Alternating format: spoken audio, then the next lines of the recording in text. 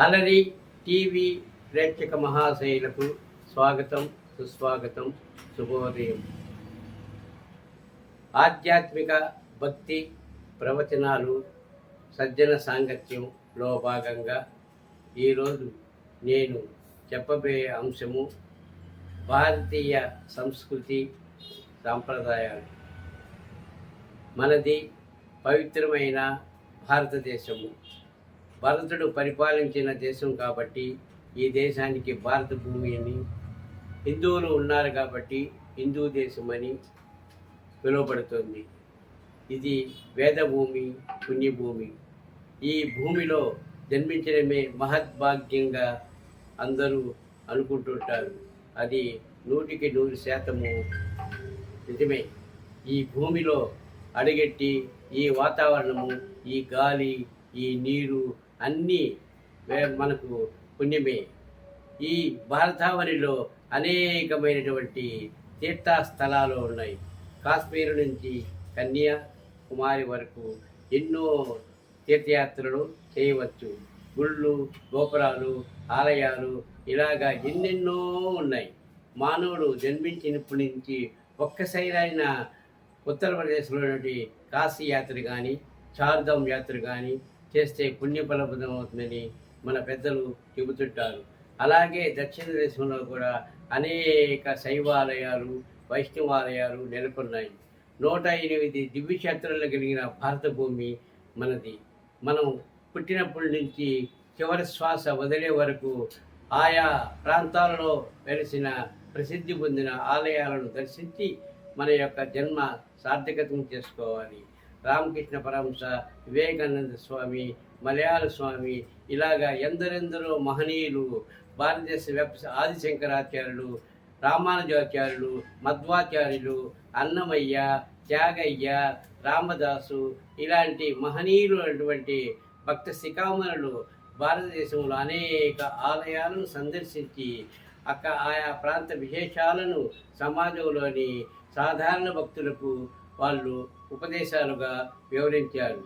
మనము పుట్టినప్పటి నుంచి తుది శ్వాస వదిలే వరకు మంచి కార్యక్రమాలను చేస్తూ మంచిగా జీవిస్తూ ధర్మో రక్షిత అనే తరహాలో మన జీవితాలను కొనసాగించాలి. మనది సనాతనమైన ధర్మము, సనాతన సాంప్రదాయాలకు పుట్టినిల్లు మన భారతదేశము. ఈ సనాతనమైనటువంటి భారతదేశంలో మనం జీవిస్తున్నామంటే మనం ఎంతో అదృష్టవంతులం. వైకుంఠనాథుడైన శ్రీ మహావిష్ణువు దశావతారములు తాను అవతరించాడు. కలియుగంలో కలియుగ వెంకటేశ్వరుడుగా ఆ వైకుంఠనాథుడు అవతరించాడు. శేషాచలంలోని అడవులలో ఆయన అవతరించాడు. ఆయన అవతరించినప్పటి నుంచి భక్తుల సంఖ్య ఎక్కువగా పెరిగింది. మహాలక్ష్మి అలవేలు మంగగాను ఆవిర్భవించింది. ఆ తల్లి ఆ శ్రీ వెంకటేశ్వరుని చేపట్టి భక్త శిఖామణులకు దర్శన భాగ్యం కల్పిస్తూ ఉంది. కలియుగ వెంకటేశ్వరుడు తిరుమల గిరులలో శేషాచలం అడవులలో ఆయన ఆవిర్భవించాడు. అందుకే ఆయనను మహనీయులందరూ ఆయన సేవించారు. ఈనాడు తిరుమల తిరుపతి దేవస్థానము అనేక లక్షల మంది రోజు దర్శనం చేసుకుంటూ ఆ శ్రీవారి పాదాలను ఆశ్రయిస్తున్నారు. పాప కర్మలను తొలగించుకుంటున్నారు. ఇలాంటి వారిలో అన్నమయ్య 32,000 సంకీర్తనలు రచించి ఆయన లీలలను కొనియాడాడు.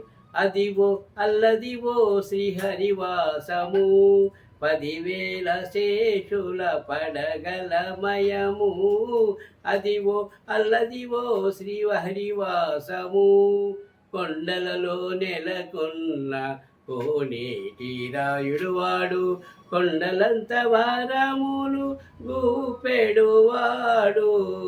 కొండలలో నెలకొన్న కోనేటి రాయుడువాడు, అంతయు నీవే హరి పుండరీకాచ, చెంతనాకు నీవే శ్రీ రఘురామ. అంతయు నీవే హరి పుండరచ అంటూ ఎన్నో 32,000 సంకీర్తనలతో ఆ దేవదేవుడైన శ్రీ వెంకటేశ్వర స్వామిని సంకీర్తన పుష్పాలతో అర్చించి తరించాడు. ఇటువంటి పుణ్యభూములో మనం జన్మించడము మనకెంతో భాగ్యము. అలాగే దక్షిణ భారతదేశంలోని అనేక శైవ వైష్ణవ ఆలయాలు ఉన్నాయి. ప్రతి ఒక్కరూ ఈ ఆలయాలను తమ జీవిత సమయంలో ఎప్పుడో ఒకప్పుడు సందర్శించి తమ జీవితాలను పుణ్యప్రదం చేసుకోవాలని నా కోరిక. మన చిత్తూరు తిరుపతి జిల్లాలో వెలిసినటువంటి అనేక ఆలయాలు ఉన్నాయి. గుడిమల్లంలో పరశురామేశ్వర ఆలయం అయితేనేమి, తర్వాత వచ్చింది శ్రీనివాస మంగాపురంలో కళ్యాణ వెంకటేశ్వర స్వామి అయితేనేమి, కాణిపాకంలో శ్రీ సాక్షి గణపతి అయితేనేమి, కాళహస్తిలో వాయులింగేశ్వరుడు స్వామి అయితేనేమి, ఇలాగ అనేక పుణ్యక్షేత్రాలు మన ఉభయ చిత్తూరు జిల్లాలో వెలిసాయి. మనం ఎంతో అదృష్టం చేసుకున్నాం. ప్రతి ఒక్కరూ ఈ యాత్రలు చేసి తమ జీవితాలలో ఆధ్యాత్మిక భక్తిభావాలు పెంపించుకొని సమాజానికి మంచి మానవీయ విలువలు గల మనుషులుగా బతకాలని నా ఆకాంక్ష. ధన్యవాదములు.